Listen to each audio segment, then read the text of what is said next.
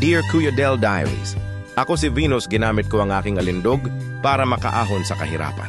Pero sa huli, pinagsisihan at pinagbabayaran ko lahat ng ito. Magandang araw po sa inyong lahat. Ang sulat na itatampok natin ngayon ay nagmula kay Venus ng Esperanza Masbate. Dear Kuya Del, ako si Venus, nagmula sa Esperanza Masbate. Nagmula sa isang pamilyang mahirap. Kaya naman, maliit pa lamang ako ay nangarap na akong takasan ang kahirapang bumabalot sa aking pagkatao. 16 years old lamang ako nang lumuwas ako sa Maynila.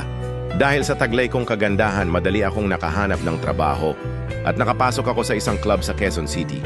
Nagbebenta ako ng aking katawan sa iba't ibang lalaki. Wala akong pinipili.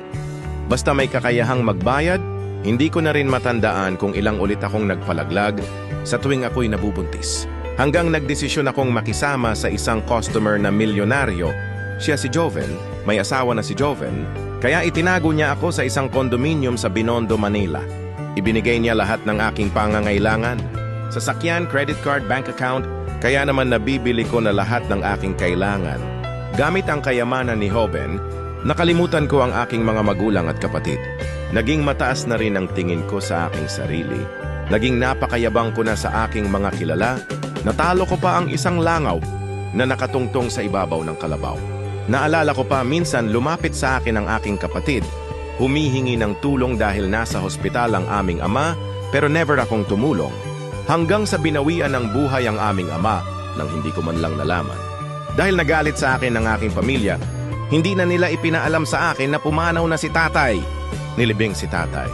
Nang wala akong kaalam-alam, dahil busy ako sa aking buhay. Gala dito, gala doon, shopping dito, shopping doon, walang kapaguran na para bang wala ng katapusan ang aking tinatamasang karangyaan. Hanggang isang araw, nagulat na lang ako. Pag-uwi ko sa aking tinutuluyang kondominium, nakapadlock na ito at may mga lalaking kumuha sa akin. Nanginginig ang buo kong katawan sa sobrang takot. Dinala ako sa isang malaking bahay. Pagdating ko doon, may biglang sumugod sa akin. Sampal, sapak, kadiyak, sabunot, ang inabot ko mula sa asawa at anak ni Joven. Huwag ka nang magpakita sa asawa ko dahil sa susunod totodasin na kita. Isa kang basura. Sabay dura sa aking mukha ng asawa ni Joven. Halos hindi ako makatayo dahil sa bugbog na inabot ko. Isinakay ulit ako ng mga kalalakihang yun at dinala sa malayong lugar. Pinagsamantalahan nila ako bago itinapon sa isang basurahan.